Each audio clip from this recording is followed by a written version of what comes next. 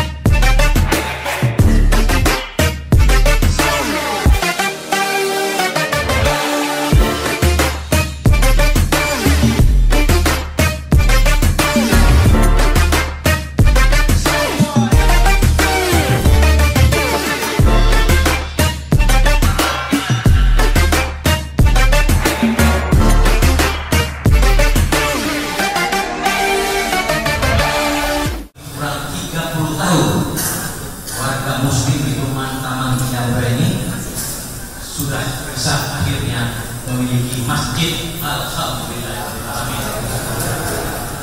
Kami ya bersyukur kepada Allah Subhanahu wa Ta'ala dan berterima kasih terutama kepada Bapak Gubernur Anies Baswedan yang telah memberikan perhatian dan dukungan untuk memberikan izin Masjid Tabayun. Juga tentu saja untuk semua para tokoh pimpinan, ulama, para guru, Ustaz dan teman-teman rekan-rekan dari FKUB Jakarta Barat dan DKI yang telah bersama kami mendukung aspirasi warga muslim yang hanya 9%, 8% kita majukan lagi sampai akhirnya bisa berdasarkan masjid sendiri. Alhamdulillah. Terima kasih. Alhamdulillah hari ini dengan waktu yang sangat mepet akhirnya Pak Gubernur bisa meluangkan waktu bisa meresmikan masjidnya. Secara keseluruhan kami perkirakan menghabiskan dana sekitar 6,8 miliar sampai hari ini sekitar 3 miliar sudah dihabiskan karena proses pembangunan masjid ini masih terus berlanjut. Kita masih akan melalui proses komisi karena kami sangat mengingatkan bahwa berulang ini menjadikan masjid sebagai pusat peribadatan yang kekinian.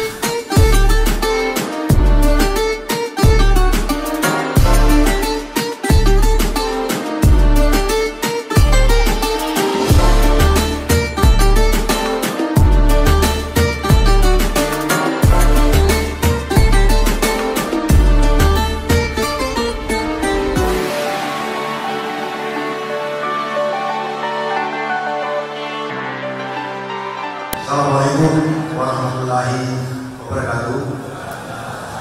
Pak Gubernur DKI Bapak Anies Baswedan, Bapak Wali Kota, Bapak Camat, Lurah, dan seluruh hadirin yang saya muliakan. Marilah kita sama-sama memanjatkan puji syukur kehadirat Allah Subhanahu wa Ta'ala karena berkat jualan sehingga injury time Bapak Gubernur DKI akan meresmikan opening Masjid Tabayun. Ini sisa seminggu lagi ini kita benar buat Pak Anies. Ya, Pak Anies waktunya itu kira-kira kembalinya seperti orang pilot yang menerbangkan pesawat sudah mau landing dan sudah ada jadwal untuk take off lagi 2024 katanya. Maka itu hari-hari ini Pak Anies itu sulit ditangkap persis kayak Gojek itu, Gojek online.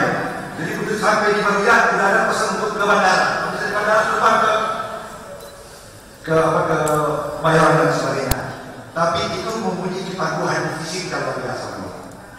Bapak-bapak dan ibu sekalian, apa perlunya Pak Anies meresmikan masjid ini? Saya bilang sama kawan-kawan, biarpun Pak Anies tidak menjadi gubernur lagi, tetap dia harus meresmikan masjid ini. Ya, karena Pak Anies itu adalah penemu masjid ini sebenarnya.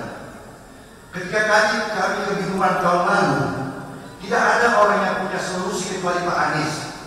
Dan itu pun solusinya sempat dibentak oleh pengurus masjid Tabayun ini.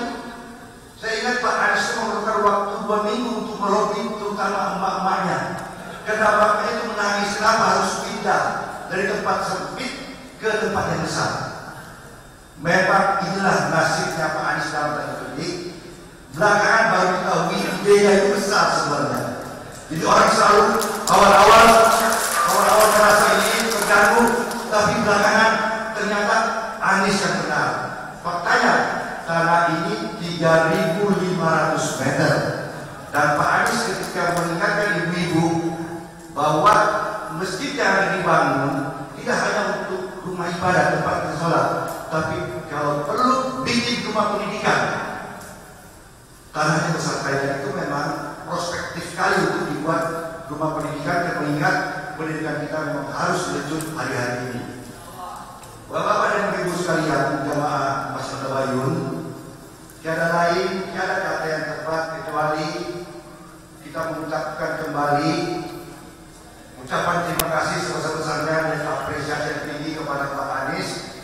Dan saya mengusulkan salah satu ruang nanti di saat pengembangan masjid ini, pengembangan Islamic Center Jakarta Barat, ada ruang sekolah anak itu menjadi ruang Anies Baswedan. Karena sesungguhnya beliau lah yang menemu ini, kami hanya mengangan-angankannya. Setelah diputuskan oleh Pak Anies, kami lanjutkan dalam bangunan fisik. Bapak-bapak dan ibu mohon maaf, belum nyaman sepenuhnya karena ini masih trial opening atau soft opening. Tapi soft opening aja sudah begini bagusnya. Bayangkan kalau Pak Anies sudah meresmikan, pasti disempurnakan. Tadi saya sudah ngomong beliau, Pak Anies, coba ada idenya nggak untuk mikrab ini? Oh iya, nanti kita doakan Pak Anies selepas training dan take off lagi. Wabillahi taufiq wal hidayah. Wassalamualaikum warahmatullahi wabarakatuh.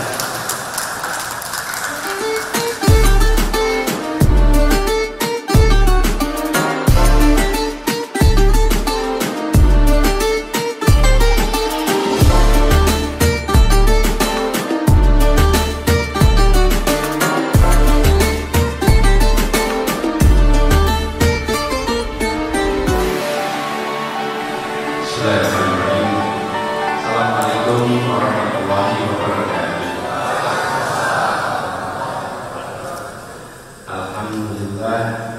Alhamdulillahilladzi arsala rasulahu bil huda wa dinil haqq liyudhhirahu 'ala dini kullihi wa kafa billahi shahida.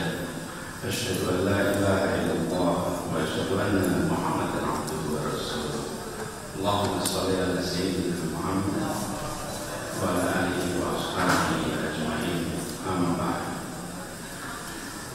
Yang saya hormati Sekjen MUI Bang Haji Abdul Tamayun, Ketua MUI Jakarta Barat Kiai Haji Abdurrahman Soheh, Ketua FKUI Jakarta Barat dalam hal ini mewakili Pak Haji Abdul Razak. Yang saya hormati Ketua Dewan Pengarah Pembangunan Masjid Tabayun, Panggilan Bintang, Ketua Panitia, Kamar Sakti, dan seluruh keluarga besar masyarakat URI Taman Villa Meruya. Yang saya hormati Pak Andi Ibrahim, juga ada di sini tadi warga sini, saya Pak Kobalan ya. Nah, cuma saja seluruh jajaran kota, wali kota tidak disini manfaatnya Pak Yani dan seluruh jajarannya serta hadirin sekalian. Begitu banyak tamu-tamu Ramadan, Bang Sen, Pak Fahri, senior kita yang kumpul di sini, Mas Dwiki, Pak Asro, dan semuanya saja mohon izin dari sebut nama satu persatu. Saya bersyukur sekali, alhamdulillah. Sore hari ini Allah takdirkan kita bisa sama-sama hadir di dalam peresmian sebuah masjid yang perjuangannya agak panjang, karena lama sudah warga menanti. Beberapa waktu lalu ketika mau menyiapkan teks untuk prasasti, saya ini selalu melihat kalau teks prasasti itu ditulis betulan, bukan sekedar gubernur resmikan, tidak, tapi naskahnya itu harus bawa pesan. Karena prasasti ini insya Allah akan ada seumur masjid ini. Jadi sampai berpuluh tahun mungkin generasi depan akan dibaca. Jadi waktu itu saya tuliskan kira-kira begini: masjid ini panjang perjalanan yang untuk pendiriannya, tapi insya Allah masjid ini punya waktu pemanfaatan yang jauh lebih panjang lagi ke depan. Dan kita doakan insya Allah orang-orang yang berjuang akan merasakan bahwa ini adalah sebuah sumber pahala yang amat dalam, yang akan mengalirkan pahala jaga kepada mereka yang mengusahakan dan kepada mereka yang memakmurkan. Nah, ini memang cukup unik. Kalau boleh saya cerita sedikit, saya datang waktu itu untuk meletakkan batu pertama. Selama ini saya lihat dokumen saja, tidak lihat lokasi, dokumen, laporan, dokumen. Yang penting seluruh ketentuan diikuti. Karena di pemerintahan itu semua yang tidak boleh itu melanggar ketentuan. Kalau ikut ketentuan, insya Allah aman. Jadi semua harus ikuti ketentuannya. Cuma kalau mengikuti ketentuan itu biasanya pelan, lama. Kalau mau cepat kadang-kadang nggak mengikuti ketentuan. Tapi kalau nggak mengikuti ketentuan, kalau diperiksa repot nanti. Jadi kita ikuti ketentuan. Nah, ketika sampai di sini pada saat peletakan batu pertama, tentu suasananya riuh rendah. Warga waktu itu menuntut PDLN. Kemudian suasana yang sebagai sebuah peletakan batu pertama, seperti ada sebagian yang belum siap untuk di sini dibangun masjid. Lalu ketika datang saya lihat memang ternyata lokasinya itu di tengah-tengah pemukiman. Jadi saya lihat oke, ya sudah, sebagai sebuah tanah jalan aja dulu, harus jalan dulu. Saya bisa merasakan mereka yang rumahnya berhadapan langsung. Selesai itu diundang makan siang di rumahnya Bang Ilham. Saya tanya, Bang, itu tanah yang sesungguhnya proses palsu untuk tempat ibadah, untuk tempat sosial, di mana persisnya? Menunjukkan kita jalan. Begitu jalan, saya lihat suatu tempatnya di sini. Turun dulu sebentar, lihat ukurannya, jalan. Terus aku mendadak, ini baru pertama, baru merasa menang. Nah, selesai. Terus sesudah itu saya panggil Pak Asisten Kesra. Waktu itu masih wali kota ya? Terus masih di masih wali kota ya? Masih wali kota kalau saya. Betul. Udah. Ya, wali kota itu udah ya. Rangkap. Coba kita cari. Begini, saya melihat bahwa ketika kita memfasilitasi sebuah rumah ibadah, tentu satu ketentuan administratif itu dipenuhi. Tapi ketika lihat lokasi yang senyatanya, kita lihat suasana kanan kiri, rasanya lebih tepat masjid itu dibangun di lahan yang ini. Satu, lebih besar ukurannya. Yang kedua, ini tempat memang tidak berhadapan langsung dengan rumah-rumah warga di tengah-tengah taman. Nah, tapi yang menjadi tantangan adalah bagaimana meyakinkan kepada mereka yang baru saja mensyukuri sebuah keberhasilan. Baru saja nih, gitu. Baru saja. Jadi ngobrol kita lewat Zoom. Dan ibu-ibu itu pejuang-pejuang yang tangguh sepenuh hati, luar biasa. Jadi ketika proposal ini disampaikan, disambut juga dengan hatinya menangis sebenarnya. Karena di Zoom itu bertangisan, ibu-ibu bertangisan. Gimana kita juga berjuang ini semua. Tapi setiap pendirian rumah ibadah saya selalu merasakan itu. Apakah masjid, apakah gereja, itu selalu ada suasana emosi. Dan itu itulah prosesnya. Terus saya sampaikan kepada semuanya, kita mau puas hari ini atau kita mau puas beberapa tahun ke depan. Udah ya Pak ya. Hari ini mungkin kita merasa berat, tapi soal tahun ke depan kita menengok ke belakang dan alhamdulillah ternyata tempatnya luar biasa. Biarkan tempat ini menjadi salah satu pusat untuk kegiatan yang memberikan keteduhan pada semua. Dan alhamdulillah disetujui. Mungkin hari itu terasa berat, tapi hari ini ketika kita bersama-sama melakukan peluncuran, rasanya kita mensyukuri ada tempat yang baru ini. Ini bukan dari saya, Allah yang mentakdirkan. Allah yang mentakdirkan, kita semua yang menjalani. Kita semuanya menjalani. Dan insya Allah tempat ini menjadi betul-betul sumur pahala jariah bagi semuanya. Saya ingin secara khusus juga menyampaikan rasa terima kasih kepada warga di Taman Villa Meruya. Jaga keguyuban, termasuk juga jamaah masjid. Ada masa di mana kita punya perbedaan pandangan, tapi masa perbedaan pandangan itu tidak boleh mengubah hubungan ketetanggaan, hubungan pertemanan saudara-saudara. Karena kita tahu masjid ini harus menjadi tempat umat berkumpul, masyarakat semua merasakan manfaatnya. Jadi besar sekali harapan saya supaya di Taman Villa Meruya ini nantinya warga banyak guyup dan masjid ini bisa memfasilitasi kegiatan-kegiatan yang ada di tempat ini. Bukan saja untuk kegiatan ibadah makhluk, tapi juga untuk kegiatan-kegiatan muamalah lainnya yang ada di sekitar sini. Ini sebuah masjid yang arsiteknya bagus. Ini saya tahu arsiteknya ini ambil inspirasi dari mana. Tapi dengan ruangan seukuran ini, suasananya terasa longgar sekali. Ini betul-betul amat menarik dan perlu dijaga sama-sama. Saya titip pesan soal air dan masjid itu. Masjid itu konsumsi airnya banyak sekali. Saya sebagai salah satu orang yang ditakdirkan berkeliling Jakarta secara rutin. Nah, kalau tulis kita sebagai seorang muslim harus sholat zuhur, sholat asar, maghrib, isya. Jadi kadang-kadang subuh wudunya di mana, zuhur wudunya di mana, asar wudunya di mana. Jadi saya merasakan betul wudu di Jakarta rasanya beda sama wudu di Pademangan. Ada wudu yang rasanya rasa metal, ada wudu yang rasanya asin-asin sedikit, ada wudu yang kayak minyak-minyaknya sedikit, ada wudu yang betul-betul segar.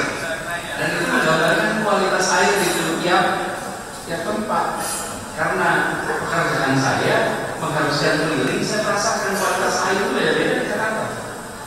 Di sini tadi saya coba, alhamdulillah segar. Ini harus dijaga. Artinya pengolahan air di sini tolong dikelola dengan baik. Bangunannya modern, arsiteknya bagus, pengelolaan airnya harus juga menggunakan prinsip-prinsip berulang kali. Di sini Marak ada namanya Indonesia Green Building Council, GBC, Green Building Council.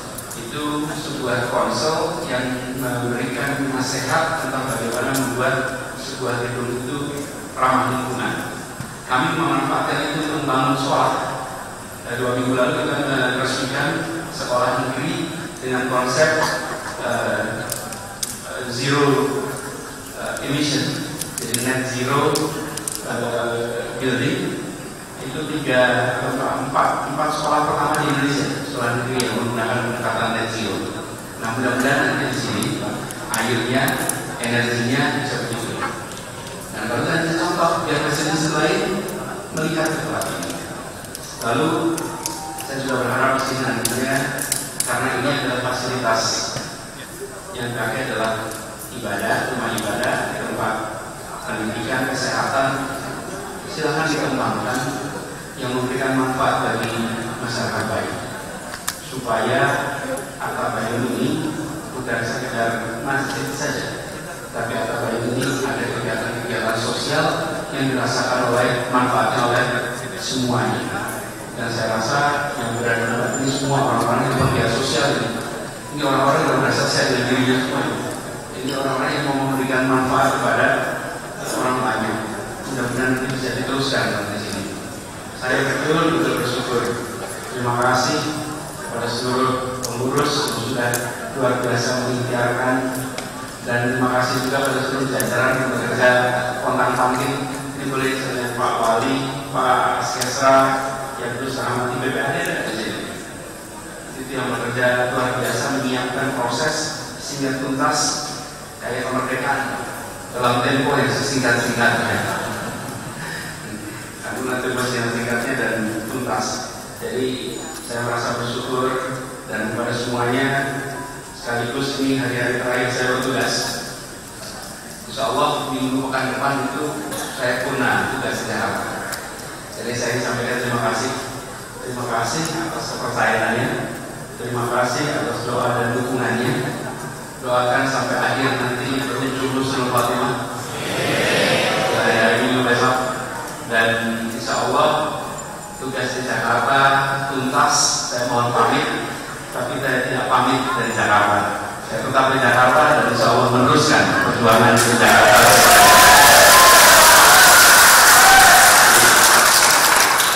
Kita akan teruskan, dan seperti tadi bacaannya imam tadi, Fa'idha faraqta fansab ila rabbika farqab.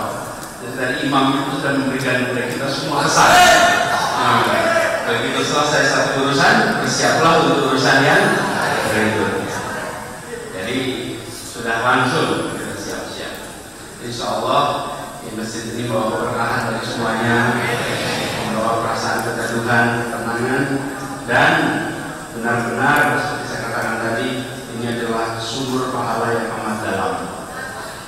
Dengan mengucap Bismillahirrahmanirrahim, pada hari ini 9 Oktober 2022, Masjid Atta Bayun di Taman Villa Meruya secara resmi digunakan. Terima kasih. Assalamualaikum warahmatullahi wabarakatuh.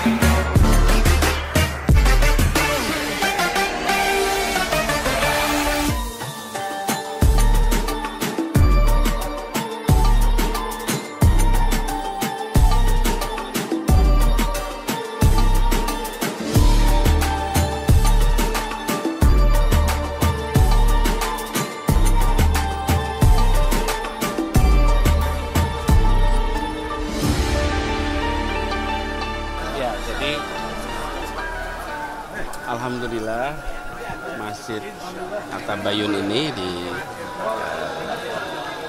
Taman Villa Meruya, tuntas pembangunannya, dan kami bersyukur bahwa ada lokasi baru yang insya Allah di lokasi baru ini semua kebutuhan terpenuhi dengan baik. Bagi masyarakat yang membutuhkan masjid, mendapatkan masjidnya. Bagi lingkungan di sini yang membutuhkan tempat ruang terbuka hijau, juga terpenuhi kebutuhannya. Jadi harapannya masjid ini nantinya menjadi tempat yang memberikan manfaat untuk kegiatan peribadatan, tapi juga untuk kegiatan-kegiatan kemasyarakatan. Saya ingin sampaikan kepada para pengurus, terima kasih yang sudah bekerja dengan serius, kerja keras, dan saya titip untuk pengelolaan ini mempertimbangkan faktor lingkungan hidup, juga pengelolaannya bisa membuat keguyuban di tempat ini makin tinggi lagi. Itu aja. Depannya untuk masyarakat Muslim sekitar adanya masjid ini apa, Pak? Ya, semoga bisa dimanfaatkan dengan baik. Satu untuk kegiatan peribadatan, ibadah ma'adoh, tapi juga untuk kegiatan-kegiatan kemasyarakatan lainnya. Ya, makasih ya Pak. Terima kasih ya.